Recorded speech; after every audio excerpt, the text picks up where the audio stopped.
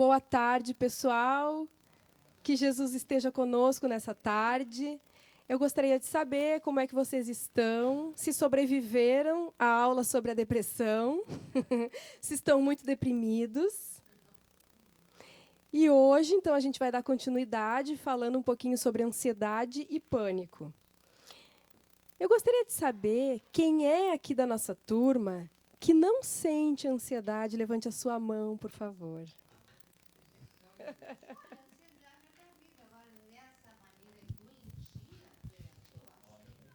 Gostei. Todo mundo estudou, pelo jeito.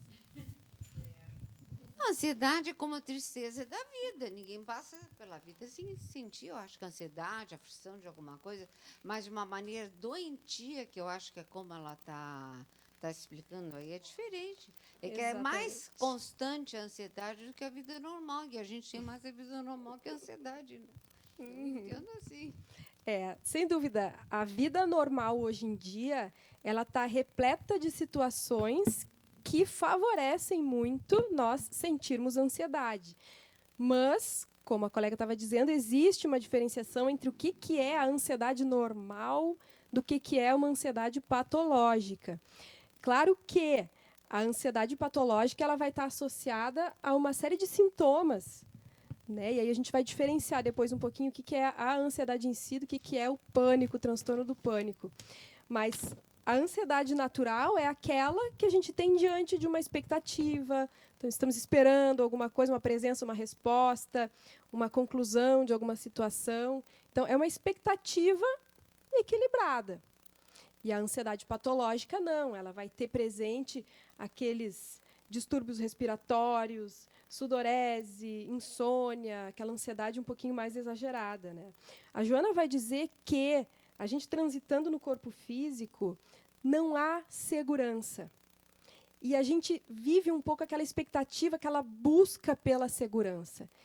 E não há segurança, segundo ela. Por isso a importância da gente poder ter consciência dos desgastes naturais do corpo físico, das enfermidades que também são naturais na nossa caminhada no corpo terreno, também é um fenômeno da vida, a morte também como um fenômeno da vida, porque aí se a gente consegue não ter aquele apego mórbido ao corpo físico, a gente consegue ter um certo desapego através dos ideais espiritualistas, considerando a sobrevivência à morte física, isso também vai nos dando uma tranquilidade maior, uma aceitação maior desses fenômenos que se apresentam. Né? Então, a gente... Claro que ela coloca muito assim, que depois daquele fanatismo medieval, era natural de se esperar uma onda materialista, como é a que a gente vive hoje, é uma reação àquilo, só que a gente ainda está nesse pico extremo do materialismo que faz com que a gente se sinta ainda muito inseguros, e isso favorece muito a ansiedade. Então, ela vai dizer o seguinte, né? A ansiedade é uma das características mais habituais da conduta contemporânea. A nossa sociedade, com as suas características de ser muito egoísta, da competitividade excessiva, as ameaças financeiras, ameaças de guerra, de enfermidade, tragédia, violência e tudo isso, também produz muita insegurança, que, por sua vez, produz muita ansiedade. Então, a gente poder buscar os ideais espiritualistas, a consciência da nossa espiritualidade, ajuda muito a amenizar esses sintomas de ansiedade que vigem na sociedade atual. Algumas coisas que nós vamos falar hoje se repetem um pouco da aula anterior, porque a gente vai retomar aquela ideia de, assim como na depressão, a gente tem uma causalidade que é anterior, né, que é, no final das contas, uma causalidade do espírito. Então, a gente tem assim, de novo, nós somos espírito, temos o nosso corpo sutil, que é o perispírito, e conforme as nossas experiências, a gente vai modelando aquele tecido sutil que responde muito facilmente às nossas emanações mentais, aos nossos sentimentos, às nossas vivências. E aí, se a gente tem uma descarga de energia deletéria muito intensa, através dos crimes praticados, dos nossos desequilíbrios, a gente vai alterando a composição sutil do perispírito, vai desordenando algumas partes do perispírito, que vai necessitar da reencarnação para se reequilibrar. Isso foi o que a gente conversou no encontro passado e a gente retoma hoje, porque também vai ter essa questão da necessidade de reequilibrar o tecido sutil do perispírito. E aí nós vamos, pela lei das afinidades, sermos atraídos à carga genética correspondente, que vai manifestar no corpo físico aquelas necessidades que a gente tem. E nós vamos reencarnar, então, com aquelas alterações, que é a impressão do nosso perispírito no corpo físico, né, o modelo organizador biológico vai imprimir no corpo físico, o contexto social onde nós vamos estar inseridos, familiar, psicológico, e tudo isso vai favorecer, então, a eclosão desses sintomas de ansiedade. Então, a gente vai ter também, tanto na ansiedade como no transtorno do pânico, uma causalidade neuroquímica. A gente tem uma alteração no organismo físico e a gente tem essas condições externas que também favorecem as pressões sociais, alguma situação traumática que pode fazer eclodir esses quadros. Então, por isso, de novo, quando a gente vai falar da terapêutica, a gente vai falar de novo da terapêutica médica, psicológica e espiritual associada. Certo? Do ponto de vista psicológico, a gente tem, com muita importância, as relações no início da vida, as relações mãe-bebê, as relações na infância, que algumas vezes, alguns conflitos que acontecem nesse período da vida vão depois se repetir nas nossas relações no mundo adulto. Então, a gente vê, por exemplo, um medo exagerado. Uma criança que é muito severamente punida pelos pais vai criando um medo do mundo, como se o mundo sempre fosse muito hostil, e aí cria um apego exagerado a essas mesmas figuras, a esses mesmos pais, que acabam tendo um comportamento de predador, vamos dizer assim. Então, a criança se sente desamparada, se sente ameaçada, e cria um apego por esse sentimento de desamparo. E os medos que ela vai sentir ao longo da existência são medos exagerados. Então, isso favorece os quadros de ansiedade. O início da nossa encarnação, enquanto a gente é criança, é muito importante porque a gente vem com o psiquismo muito maleável, né? A matéria produz esse esquecimento do nosso passado espiritual. Então, a gente fica naturalmente muito abertos às experiências que vão se apresentando. Então, as relações que acontecem nesse período da existência vão nos ajudar a modelar o nosso jeito de funcionar para o resto da vida. É claro que a gente vai poder mudar, trabalhar coisas, traumas que ficaram dessa ocasião, mas tudo que os pais podem fazer no sentido de beneficiar as crianças nessa fase é muito importante, porque elas assimilam com muito mais facilidade.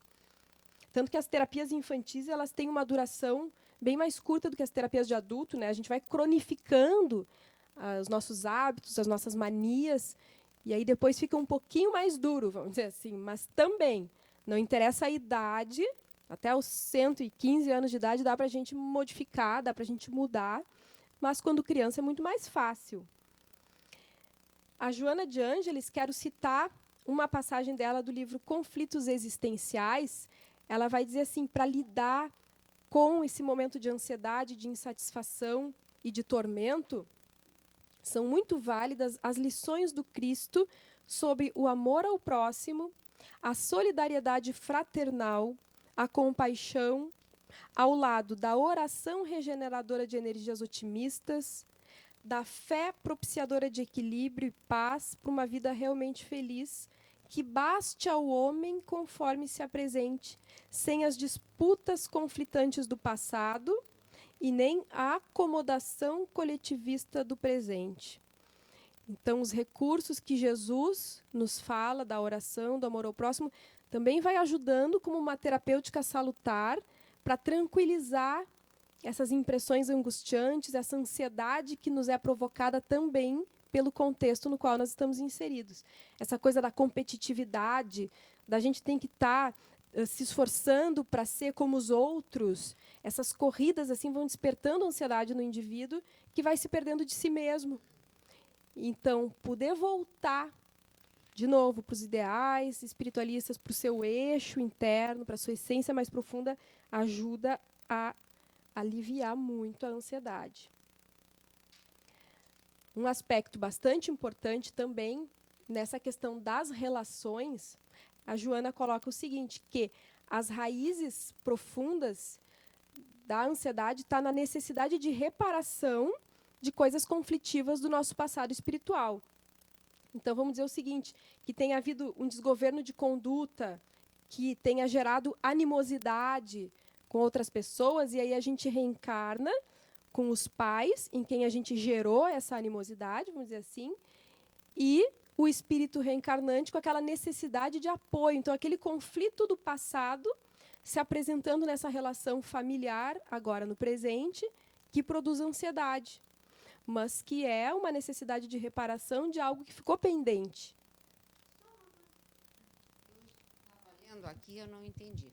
O self, ao largo das vivências acumuladas, exterioriza as inquietações e culpas que necessitam ser liberadas mediante a catarse pelo sofrimento reparador, a fim de harmonizar-se. Perfeito. O que ela quer dizer nisso é o seguinte, a gente vai acumulando, através da nossa caminhada espiritual, esses conflitos, essas coisas que não foram bem elaboradas, de atitudes desequilibradas do passado, e o nosso self faz com que aquilo brote no presente como uma necessidade de drenar. A catarse é no sentido daquilo sair para fora.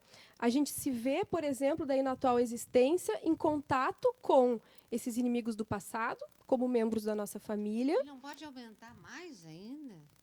Aí é como a homeopatia, né? A gente nasce com aquele desafeto, aquelas doses homeopáticas que dá aquela aparente piora no momento, porque daí a gente tem aquele impacto de estar junto com o inimigo espiritual, mas também a possibilidade de, naquela convivência, superar aquele desamor e passar, então, a ter uma relação diferente. Aí, claro, a gente sabe que algumas vezes a gente não aproveita muito bem a oportunidade e segue vindo tantas e tantas encarnações até poder se perdoar. Mas o que ela quer dizer nessa frase que tu perguntasse é o self impulsionando isso para uma catarse. Então, a gente vem, aquilo sai, aquela ansiedade a partir daquelas relações conflitantes aqui no presente, para que a gente harmonize. Então, é nesse sentido. É um processo libertador. Tá claro? Pode colocar mais alguma coisa.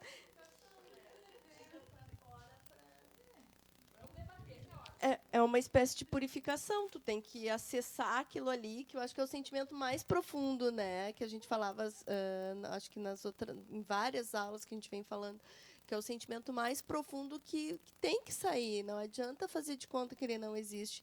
E a partir eu acho que a questão é que, à medida que tu vê que tu vai tendo aqueles comportamentos repetitivos, tu tem a oportunidade de te autotransformar a partir daquilo, né? De agir diferente, de ver as outras possibilidades de comportamento. Se aquela mesma reação, né, está sempre te dando aquela resposta, qual é a nova reação, na real, a nova ação que tu deve tomar para que não se estabeleça isso, e o que em ti tu não está olhando, né? Acho que essa é a tônica. E as doses homeopáticas é ótimo, porque de pouco em pouco acontece no trabalho, acontece na família, acontece aí está na hora de tu começar a olhar e ver em que parte aquilo te toca, né? Onde é que aquela situação está em ti. E muitas vezes, quando nós nos encontramos de uma maneira assim, fragilizados por aqueles sintomas que se apresentam, a gente também tem a ocasião de olhar um pouco para dentro, sabe? De recolher um pouco as projeções que a gente coloca, dizendo que é sempre o meu chefe, é sempre o familiar, é sempre não sei o quê. A gente começa a olhar que nós também temos que mudar, nós também não estamos bem. E isso vai gerando, vai proporcionando a gente desenvolver o sentimento de humildade também. Então, todos esses desequilíbrios, e ninguém escapa, né? Por isso que eu brinquei com vocês, quem é que não tem ansiedade aí? Ninguém levantou a mão, porque alguma coisa nós temos. E eu falei para vocês e repito, quando a gente estudava psicopatologia na faculdade, era um horror, porque tu estuda transtorno do pânico. Ah, mas eu tenho isso aqui, eu tenho isso aqui. Ansiedade, depressão, transtornos obsessivos compulsivos, paranoia, histeria. psicose, nós temos um pouco de tudo. E a gente poder aceitar que nós somos humanos, e nós temos, não adianta fazer de conta que nós somos diferentes, porque principalmente espírita tem muita mania de fazer de conta que não tem, né? Não, mas eu já estou muito bem resolvido, não tenho ansiedade, não sofro de depressão, ninguém no centro espírita tem isso. Isso, na verdade, só faz com que, negando, a gente acabe por não nos trabalhar, porque nós temos. E isso é um aspecto muito importante também na questão da ansiedade, porque, de novo, a mesma coisa que eu falei na depressão, apesar de ser um problema que vive na nossa sociedade hoje, todos nós experimentamos, é impressionante o quanto nós negamos e o quanto nós não buscamos ajuda. Nós vamos tentando driblar de alguma maneira e não reconhecemos. A gente tem uma resistência ao tratamento psicológico incrível. E isso é muito ruim. Isso é muito ruim porque a gente não trata e a gente vai repetindo, né? Ela bota aqui, é impressionante o quanto inúmeros ansiosos se negam ao reconhecimento daquilo que os atormenta, tentando disfarçar com o álcool, o tabaco, o sexo desvairado, insaciável, que mais vai complicando esses quadros, porque, especialmente quando a gente tem alguma alteração neuroquímica, por exemplo, aí bebe, aí fuma, vai proporcionando um maior desequilíbrio. E as outras drogas, então, mais ainda, né? Maconha, cocaína, que também vai atuar nas neurocomunicações, então começa a desequilibrar mais ainda. Para tratar aquilo depois, então, depois da pessoa fumar maconha um tempão, é um trabalhão. Agora, um aspecto que eu acho muito interessante que ela coloca e que é importante a gente ter consciência disso, porque a gente vê a quantidade de desesperançados que não buscam ajuda e que acham que vão viver ansiosos para o resto da vida, sofrendo, atormentados. Olha o que ela coloca aqui. Ela lembra Jesus, no Sermão da Montanha, bem-aventurados os que choram, se recuperando das culpas e das mazelas, porque serão consolados. Bem-aventurados os que estão com depressão, bem-aventurados os ansiosos, os que têm transtorno do pânico, bem-aventurados os que choram, porque estão se libertando, porque pior é aqueles que estão dando risada bem felizes e gerando tormentos para o futuro. Então, se nós estamos lidando com sintomas que nos atormentam, que nos fazem sofrer, que façamos isso trabalhando no bem, que façamos isso plantando aquilo que a gente quer colher amanhã, trabalhando no bem, ajudando o próximo, fazendo tudo o que for possível pela melhoria de mim, do próximo, do mundo, porque vai chegar a hora da colheita. Então, esse é um aspecto muito importante, porque como eu vejo pessoas dizendo assim, não, mas eu tenho depressão, então eu vou esperar para a próxima encarnação, talvez eu me cure, ou eu sou muito ruim, por isso que eu estou tendo isso. Ruins todos nós somos, né? Infelizmente, todos nós somos ruins. Quem acha que é bonzinho não se conhece, não conhece a sua sombra.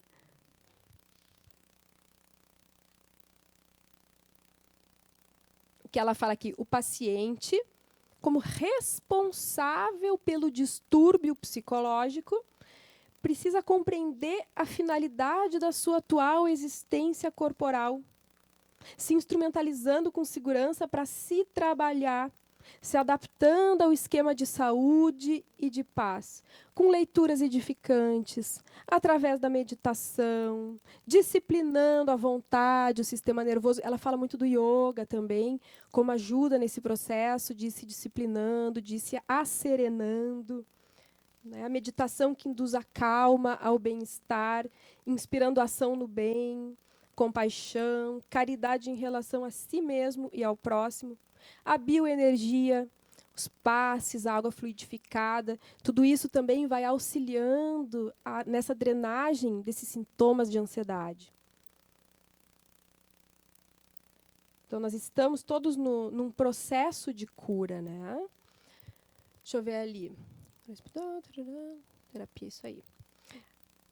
Muito importante colocar também, acho que é importante retomar, no final do encontro passado, nós falamos também sobre atuar na mediunidade, sendo portador de um transtorno depressivo, de ansiedade, de transtorno do pânico. Eu vou reafirmar com todas as letras aqui, porque eu acho muito importante. Sim, nós podemos trabalhar como médiums, tendo depressão, tendo ansiedade, tendo transtorno do pânico e usando medicação para depressão, para ansiedade, para transtorno do pânico. Isso é algo que já foi estudado pela AME Brasil, Associação Médico Espírita do Brasil, e com o que concorda a AMERGS aqui do Rio Grande do Sul. Então, por que eu estou dizendo isso assim nesse tom, dessa maneira? Porque sempre que a gente faz palestras sobre essas temáticas, é muito interessante o quanto vem muita gente depois conversar conosco sobre isso. Ah, mas é que o fulano falou isso, o fulano explicou aquilo a respeito dos fluidos e tal, e como é e como é que não é. Então, isso já vem sendo muito estudado. Eu indico o Dr. Gilson Luiz Roberto, presidente da AME Brasil, o Dr. Paulo Rogério Aguiar, presidente aqui da MERGS, podem esclarecer isso com mais detalhes para vocês. Eles vão amar que eu citei eles para isso. Amo vocês. Procurem por eles. Então, sim, inclusive o transtorno do pânico, a Joana de Ângeles vai colocar, e agora a gente vai falar um pouquinho sobre ele, o quanto a mediunidade não trabalhada também pode provocar transtorno do pânico. Veja bem, como nós precisamos estudar. Vamos ver isso agora. No caso do pânico, a gente vai ter a crise de pânico é uma crise de ansiedade extremamente exagerada. São episódios de ansiedade extrema. E o transtorno do pânico são ataques de pânico recorrentes. Então, a pessoa pode ter uma crise de pânico ou a pessoa pode ter um transtorno do pânico. Crise é isolada. O transtorno do pânico são crises recorrentes. Então, o sujeito está lá, sentado, assistindo televisão, bem tranquilo, quando, de repente, dá um ataque. Começa a ter palpitações, taquicardia, dor torácica, sudorese, tremores, falta de ar, olha que maravilha, tontura, vertigem, desmaio, desconforto abdominal, náuseas, despersonalização, a pessoa tem a impressão que não é ela mesma, desrealização, parece que está meio fora da realidade, calafrios ou ondas de calor, formigamento, medo de morrer, perder o controle ou enlouquecer. E aí o sujeito sai apavorado, vai para uma emergência no hospital qualquer, na pronto-socorro de Porto Alegre, chega lá, não tem nada. E aí recebe um diazepam e vai para casa dormir. Pois é, uma crise de pânico. Parece que está tendo um infarto, mas não é. Importante colocar, e a Joana de Ângeles diz com todas as letras, ninguém morre de crise de pânico, ninguém morre de transtorno do pânico. Porque é tão intensa essa crise que a pessoa pensa que uma hora vai dar um pico, uma pressão alta e vai morrer. Nunca aconteceu. Se alguém morrer de crise de pânico, notifiquem as autoridades no assunto, porque vai ser a primeira vez. Então, isso é importante para começar a tranquilizar a pessoa que está sofrendo de pânico. Não morre. Parece que vai morrer, mas não morre. Então, a pessoa está lá e do nada dá essa crise. E aí o que acontece? Quando essas crises são recorrentes, a pessoa começa a desenvolver uma agorafobia, um medo de sair de casa, de estar no meio de outras pessoas. Ai, meu Deus do céu, e agora e se eu estiver aqui na aula da Joana de Ângeles e tiver uma crise de pânico, e aí todo mundo vai pensar que eu sou louca? E aí a pessoa começa a ficar com medo de seguir realizando as suas atividades, de seguir fazendo as suas coisas, e começa a se afastar. E aí acaba ficando todo um transtorno psicológico que precisa de um cuidado muito especial. Alterações também a nível cerebral a gente tem. Tem uma questão hormonal bem importante. A gente vê, por exemplo, às vezes mulheres que estão entrando na menopausa e passam por um período onde tem algumas crises de pânico. Eu já atendi alguns casos assim. Como é que a gente procede? A gente encaminha para acompanhamento psiquiátrico, para ter uma medicação para esses momentos da crise, para aliviar esses sintomas aqui. Não precisa ficar aguentando sintoma para ficar forte. Não precisa ficar aguentando sintoma para poder conhecer a si mesmo. Toma medicação, alivia os sintomas e pensa sobre si mesmo. Alivia os sintomas e começa a pensar. O que será que motivou a passar por essa experiência nesse momento? O que essa experiência me induz a me conhecer, a me modificar? E aí a gente entra com as questões psicológicas. Mas a gente sempre orienta a terapêutica psiquiátrica nesse sentido. Então, também tem uma questão hormonal. Durante a gravidez é menor a incidência de ataque de pânico. Interessante, né? E aí, por isso que a gente vê que, mesmo com palavras gentis, com um cuidado emocional, um acolhimento espiritual, parece que não adianta. A gente faz todo esse carinho, esse cuidado com um familiar, com um amigo, alguém que está passando por essa situação, e não adianta nada. Quando vem a crise, ela vem com tudo, não interessa se eu tenho alguém me dando apoio emocional do lado, porque tem esse fator neuroquímico muito importante também.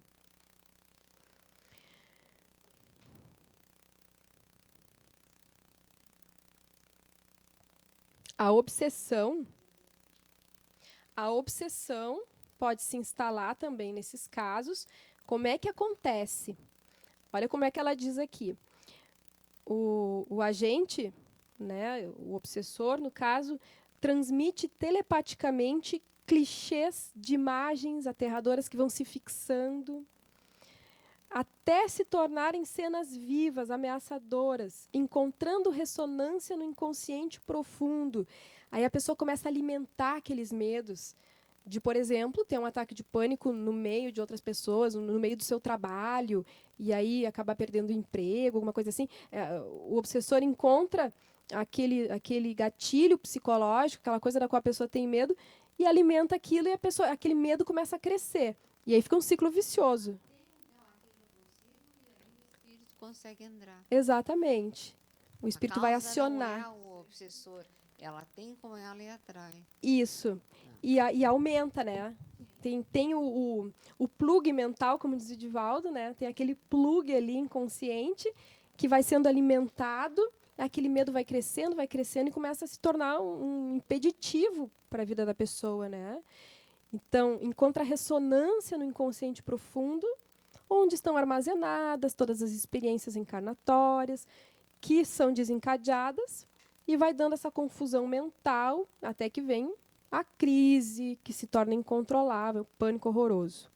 Então, por isso que a libertação também passa pela transformação moral do paciente, a orientação, no caso do espírito obsessor, é claro, e a utilização dos recursos de meditação, oração e ação dignificadora e beneficente que vão ajudando nessa transformação interna, que faz com que a pessoa, então, vá se libertando desses plugs mentais. Agora, olha que interessante como é que é a coisa do ponto de vista psicológico.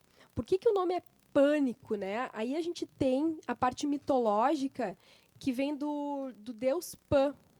Vocês conhecem quem é o deus Pan? É aquele que é metade homem e metade bode. E ele toca uma flauta. Isso representa a metade bode, o deus Pan. É tipo um diabinho? É, isso. A metade de baixo, o demoninho, é ótimo, adorei. É um demoninho mesmo. A metade de baixo é bode, a metade de cima é homem, com uma flautinha. Então, aquilo representa... Ele gostava de assustar as pessoas, provocar medo nas pessoas. O que vocês estão rindo? Do bode. Do demoninho. No tarô, Se eu desenhasse... é que eu vi as cartas de tarô. E Vou fazer palhaçada. No tarô mitológico, quando tu tira a carta do diabo, é ele, é a foto dele, que eu me lembrei. No tarô mitológico. Ele é o... Aqui. Olhem que lindo o desenho, né? E ele tem a flautinha, toca a flautinha, sei lá eu. Ele representa a parte bode, a parte animal. Então, é uma carga libidinal muito forte. E a parte de cima representando a cultura. Então, a história dele é o seguinte, ele é filho de Hermes e Dríops. Dríops é uma ninfa, que é um ser da natureza, uma não humana, sem muita consciência de si mesma, sem capacidade de espelhar positivamente o filho. Quando o filho nasce, quando o Pan nasce, ela se apavora, porque é uma coisa horrorosa, e foge. E aí tem o pai. O pai é o Hermes, que é o deus das trocas. da conexão entre níveis de realidades e tal. Então, o que acontece? Ele tem uma carga de libido, que é o bode, e também é um ser da cultura, que é o homem com a flauta. Então, representa pessoas que são muito criativas e impulsivas, que têm dificuldade de dar direção para essa carga libidinal, porque não teve um reflexo positivo dos pais. Então, por não ter tido esse espelhamento positivo, fica toda aquela carga de libido, aquela energia que não é direcionada. E essa energia solta produz o pânico. São pessoas que vivem muito aquém do seu potencial. Fica aquela coisa assim, um monte de potenciais maravilhosos no inconsciente, a pessoa não se acha capaz, é uma imagem psicológica inferior de si. A pessoa não conhece essa força cai no nível inconsciente e aparece como ansiedade. É como se faltasse vaso para conter, a gente diz, né, um vaso interno para conter toda essa carga de energia. O eguinho ali não está dando conta, fica uma energia solta, a pessoa não consegue conter.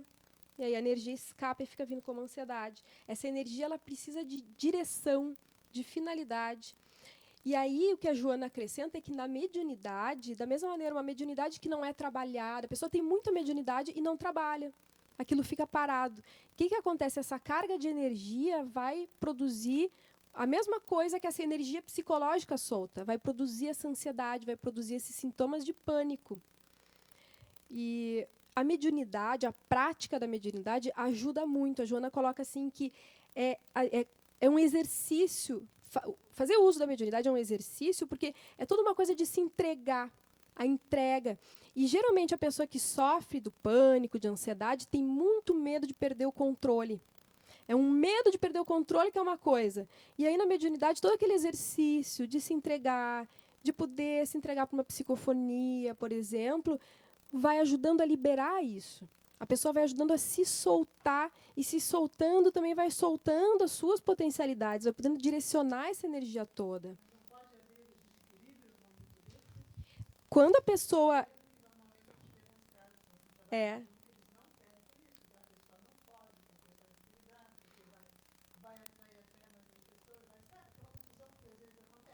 Sem dúvida. Tu quer falar isso no microfone? Não? Tá, então eu repito de alguma maneira. Sim, sem dúvida, não é, pelo amor de Deus, não é pegar a pessoa que está tendo ataque de pânico e, no meio do seu desequilíbrio, colocar na mesa mediúnica. Não, vai tratar, vai se equilibrar, vai ficar bem, e quando estiver bem, vai poder trabalhar. É claro que o trabalho mediúnico precisa de toda uma educação, né? A pessoa tem que ir perdendo o medo, conhecendo, estudando, primeiramente conhecendo, educando a mediunidade. Mas o que acontece? É muito complicado quando a pessoa vem com aquela mediunidade ostensiva e não quer nem saber. É difícil, porque aquilo fica produzindo um desequilíbrio. Então, a necessidade de olhar para isso, estudar, porque a gente tem que ter cuidado, né? Às vezes a gente tem quadros de desequilíbrio psicológico, um quadro psicótico é mediunidade. Aí bota o sujeito para trabalhar no centro espírita. Não é assim, né? E por isso que é delicado, e por isso que as pessoas me dizem muito assim, tá, mas como é que eu vou saber se eu estou diante de um quadro psicótico ou de uma situação mediúnica, como é que eu vou avaliar? Aí é que tá, a gente vai... O sujeito está o sujeito está desequilibrado, é claro que não vai colocar num trabalho. Vai ir ajudando, vai recebendo atendimento, vai ser encaminhado para um atendimento psiquiátrico independente, psicológico, né? Vai se equilibrar e aí sim vai poder trabalhar a mediunidade. Estou falando muito confuso? Vocês gostariam de complementar, me ajudar a deixar claro, até para o pessoal...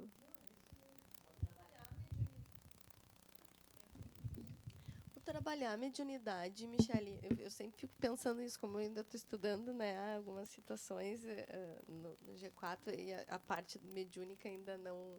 Para mim, ela não é clara, assim. Eu fiquei pensando, assim, estudar e tu ir se dando conta das tuas percepções, das tuas sensações, do teu sonho. Isso é o trabalhar a mediunidade? Entendeu? Essa é a minha dúvida. Sim, mas não só isso, por exemplo. Às vezes a pessoa precisa estar atuante, estar dando passe, por exemplo. Entendeu? está trabalhando no passe, está trabalhando nos atendimentos de saúde. Isso move energia. O estudo também, o autoconhecimento também.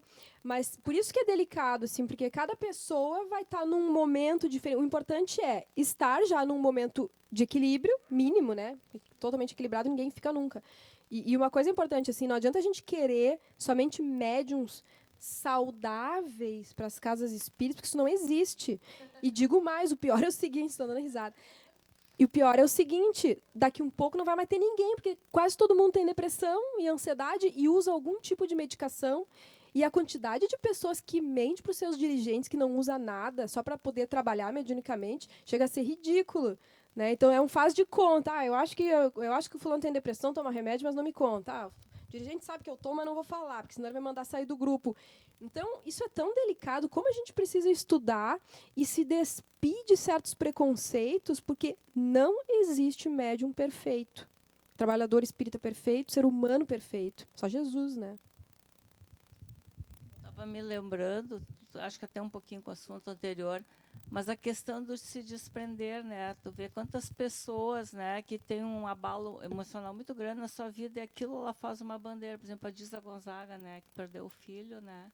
E ela, o amor aquele, né, salvando quantas crianças. Então, ela pegou aquilo para ajudar o resto, né, dessa adolescentes todos aí, né, que vão para droga. Exatamente, ressignificou, ela disse, e isso é um processo de sublimação, a pessoa transformar a sua dor, isso move a energia. Isso direciona essa energia toda para ajudar quantas pessoas? E aí aquela dor passa, ou pelo menos uma grande parte daquela dor passa. Então, esse caminho é o caminho que Jesus nos mostra, né? De fazer o bem, de amar ao próximo, é isso, é poder abrir para essa vivência do amor que vai ajudando no nosso processo de autocura. Mãe do Cazuza.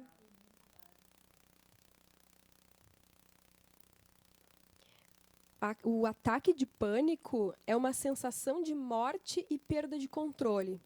O medo de morrer que dá naquela hora. Então, é porque há uma necessidade simbólica de morrer, para se transformar.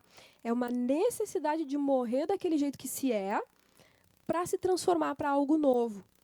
Então, né, quem está passando por crises de pânico e tal, tem que morrer, entre 1000 aspas, e se transformar. Eu lembro de um caso atendido por um colega, porque é a perda de controle, né? Então, poder perder o controle, poder parar de querer ter controle, abrir mão do controle, é parte da caminhada para se libertar desses ataques de pânico. Quando a pessoa relaxa, não quer mais controlar, para de ter medo de ter crise de pânico no meio dos outros, até passa. Porque quanto mais tenso se fica, mas eu vou ter um ataque agora, meu Deus, desencadeia a crise. Então, quando a pessoa abre mão do controle, Deus é que sabe, se for para eu passar vergonha, ter um ataque de pânico na frente dos colegas, do meu chefe, dos meus filhos, da família, sei lá eu, azar que seja, alivia. Não é a única coisa a ser feita, mas alivia. E aí, no caso desse colega, a pessoa teve uma crise no meio da consulta e ficou com muito medo de morrer. E aí o colega disse assim, então morre. Então morre aqui agora, pode morrer. E aí ele teve toda aquela crise, e a crise passou, e a pessoa não teve mais. A pessoa precisou se entregar para aquilo, perdeu o medo daquilo, e aquilo foi cessando.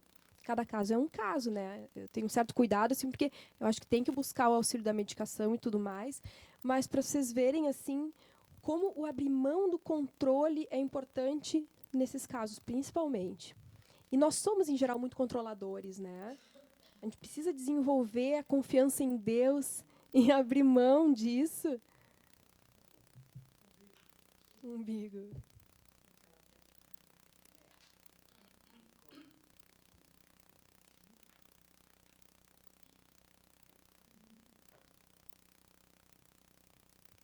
Porque muitas vezes a gente não consegue abandonar aquele padrão de funcionamento, a gente fica fixo naquilo, e aí a gente gera uma tensão que gera ansiedade.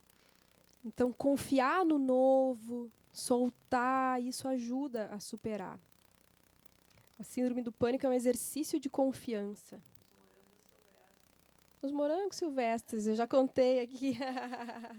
Vocês lembram, né? Bom, eu não tenho como resolver. Eu não... Conto de novo, não tem problema. É um monge que estava caminhando e, de repente, começa a ser perseguido por um urso selvagem. E ele sai correndo e, na corrida, ele cai barranco abaixo e fica preso nos galhos, assim, no meio do caminho. E lá embaixo tem um tigre. Então, o tigre começa a pular para tentar pegar ele e o urso lá de cima começa a tentar pegar ele. E na base do galho tem uma serpente. Então, ele não tem para onde ir. Ele não pode subir porque tem um urso, ele não pode descer porque tem um tigre, ele não pode se mexer porque na base do galho tem uma cobra. E aí, na sabedoria dele, ele olha para as pontas lá do galho e tem morangos silvestres.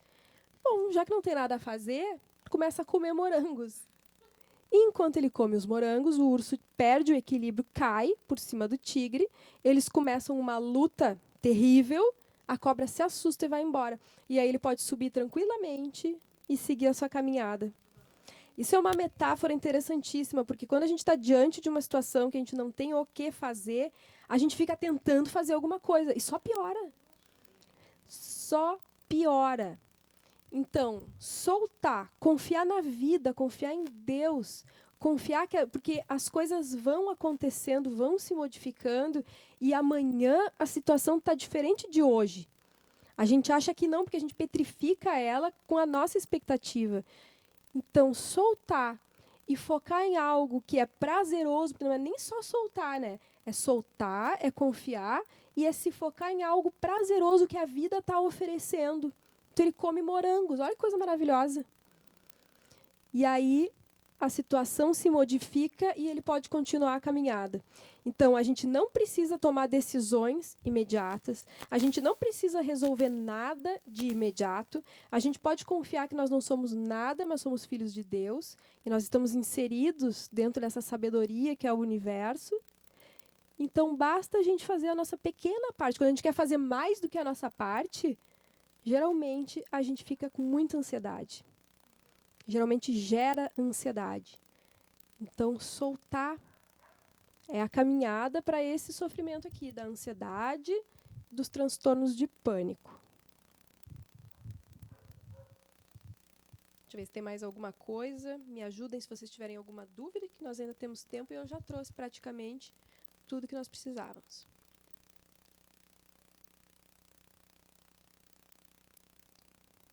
Geralmente são pessoas que têm recursos, a pessoa tem recursos e não acredita que tem. Né, um ego que foi constituído de uma maneira frágil. Lembra quando a gente estudou sobre o ego, a formação do ego na atual encarnação? É um ego que, por não ter sido espelhado, valorizado, né, o valor que os pais, que o mundo vai colocando naquela criança, vai fazendo formar um ego que confia em si mesmo. Então, aquele ego é frágil, não se reconhece, não confia em si mesmo, não foi espelhado. E aí a pessoa tem um monte de recursos e não reconhece. Fica aquilo tudo solto, inconsciente, e volta dando ataque de pânico. Então, o processo é poder se valorizar, reconhecer o seu potencial, reconhecer os seus recursos, valorizar os seus recursos. Isso vai fazendo esse eguinho ficar mais forte, fazendo a pessoa se amar. E se amando, se valorizando, fortalecendo esse ego, a pessoa vai saindo dessas crises. Vai, então, utilizando esses recursos todos em prol do seu crescimento pessoal, do crescimento dos outros que o cercam, e aí essas crises vão deixando de existir, perde a necessidade, o sintoma perde a necessidade de existir. Essa é uma caminhada interessante da gente pensar em termos de psicoterapia, entender o sentido do sintoma e trabalhar para que ele não precise mais existir. Eu estou passando por uma determinada dificuldade para me ajudar a me tornar mais humilde, então eu vou me trabalhar para ser mais humilde, e aquilo vai perdendo a necessidade de acontecer. Ali, lá no Bezerra tem um trabalho, talvez tenha em outra casa, que se chama Apoio e Valorização à Vida. E nesse trabalho, agora que algo tem a ver, não é a Louise Hay, mas tem muito a ver, a pessoa chega fragilizada, né, ou teve uma perda, ou tem muita questão de suicídio, coisa assim. A pessoa chega bem fragilizada, ou está doente, ou teve uma doença. Então, é um trabalho assim, eu me amo Deus me ama, eu amo a vida, me valorizo. Essas coisas são palavras assim bem simples. Eu lembro, eu tenho um livro da Louise Hay que são itens assim, amor, afirmações pessoal, amor, perdão, caridade. O livro é todo colorido assim, alegria. Então ela faz uma reflexão. Não é uma coisa assim tipo oba-oba, não é? Que a pessoa diz, o pessoal diz assim, é autoajuda, mas é bem bom. Os livros dela são muito bons. E isso é uma coisa que ajuda todo mundo, né? Porque quando a gente está, chegam pessoas doentes que tentaram suicídio ou eu estava nesse grupo que a gente fica 6 semanas ouvindo o que os outros falam. Pessoas assim que tiveram jovem que se suicidou na sua casa, na sua família. É muito difícil. Então é feito um acolhimento, um carinho. A pessoa tem que se cuidar, tem que se amar. Ou as pessoas estão doentes. Então, assim, é um momento para você se cuidar, pensar em você. Ou cuidou de alguém que morreu. É muito lindo esse trabalho, me lembrou. E aí a gente vê o quanto são muitos os caminhos que levam ao cume da montanha, né? São muitos caminhos que levam ao mesmo propósito. E que, se a gente for ver, em última instância, é o que Jesus sintetiza no amar a Deus sobre todas as coisas, é o próximo como a si mesmo, fazer o próximo que se gostaria para si. Jesus sintetiza e a gente desdobra nas várias terapêuticas que se apresentam, né? É muito lindo esse trabalho do Bezerra e eu fico pensando assim, e à medida que tu vai ali falar de ti e cuidar de ti, porque cada um tem a sua história, né? Cada um chega com a sua problemática. Às vezes é um problema pequenininho, mas que para a pessoa significa um montão e às vezes é um baita de um problema dentro da nossa visão mais materialista, assim, né? Do apego, seja o dinheiro, seja as pessoas. Mas à medida que tu começa a ouvir as histórias dos outros e cada um que conta tem um pouquinho de ti, tu tá trabalhando o orgulho e o egoísmo, né? É muito de um jeito muito amoroso, né? Que às vezes tu nem se dá conta, mas é o que tu tá trabalhando ali, o orgulho e o egoísmo, e tu sai mais leve. E a coisa que eu acho legal é a coisa do alto abraço também. O alto eu me amo, e que essa ideia de preconceito com autoajuda, qual o problema? Acho que a primeira pessoa que a gente tem que ajudar é realmente a gente mesma, né? Temos que se autoajudar.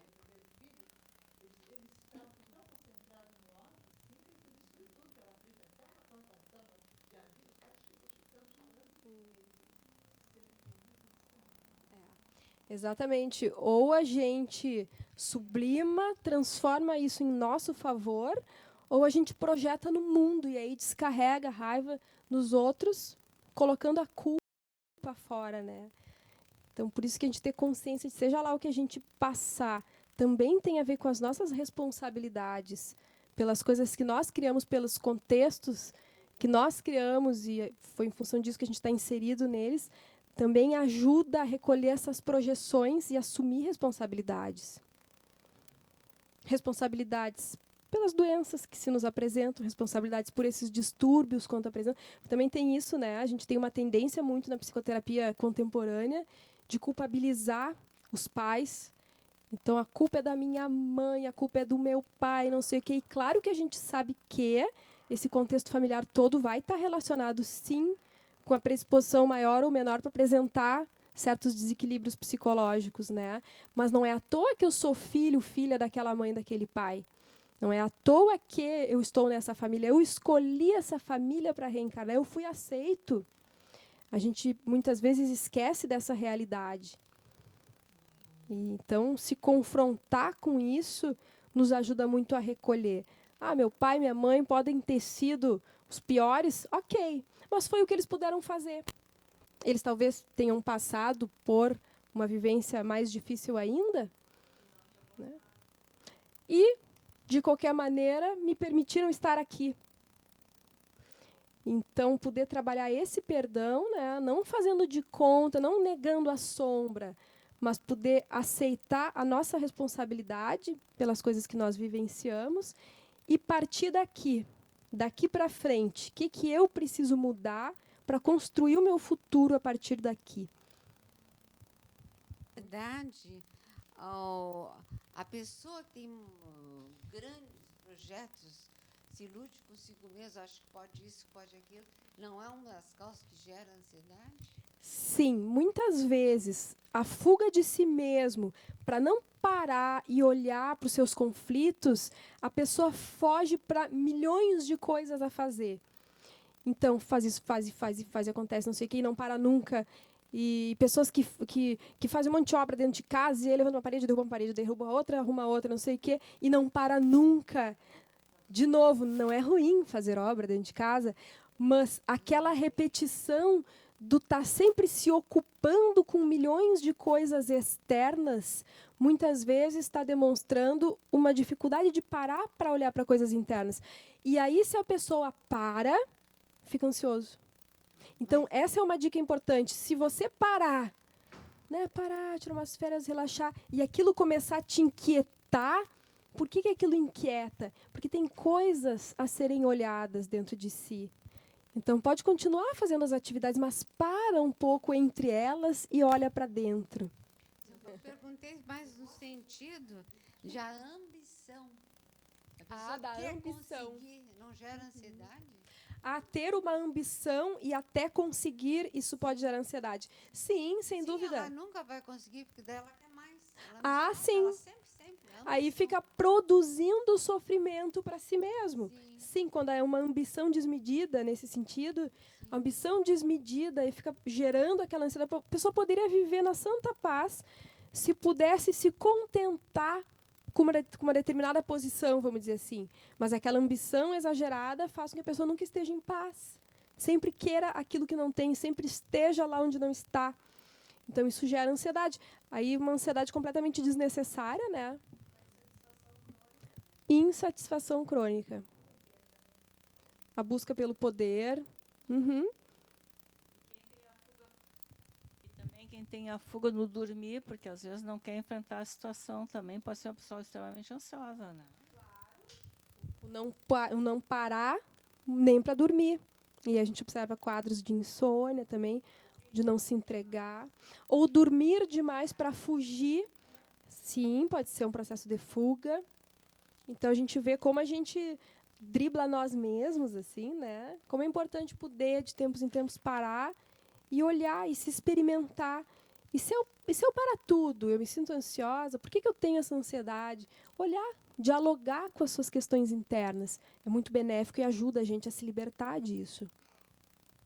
No caso do trauma, tá? Um exemplo. Uma pessoa passou por uma situação que perdeu um familiar dormindo, tá?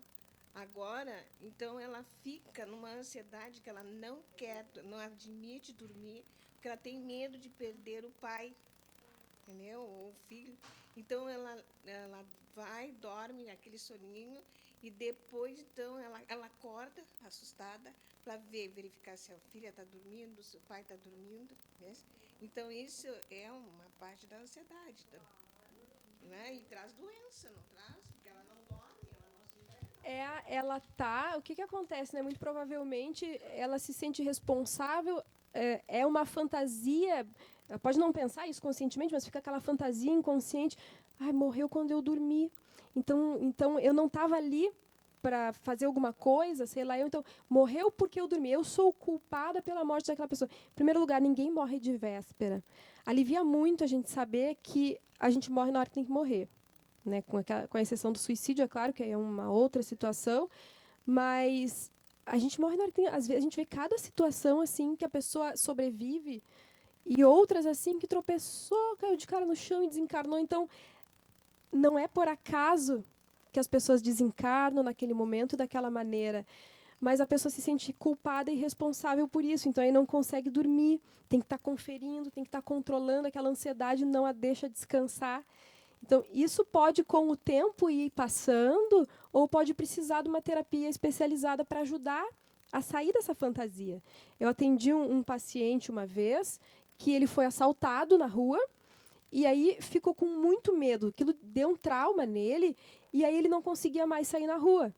Resultado, ele ficou por 6 meses tendo ataques de pânico, não saía mais a pé, saía só de táxi, não pegava ônibus, até aquilo ir aliviando. Usou medicação por um tempo, em crises pontuais, em psicoterapia foi ajudando a aliviar aquilo. Depois de 6 meses, aquilo aliviou. Precisou de um tempo para assimilar, para elaborar aquele trauma, e depois aquilo passou. Então, isso passa. Isso passa com o tempo. Se demora tempo demais, passou mais de 6 meses, continua isso, talvez precise de um apoio psicológico para trabalhar isso aí. Mas dá para trabalhar. Então, é uma ansiedade gerada por fantasias, por culpas que ficaram ali relacionadas ao trauma. Então, tá bom, pessoal. Vamos encaminhar o nosso encerramento.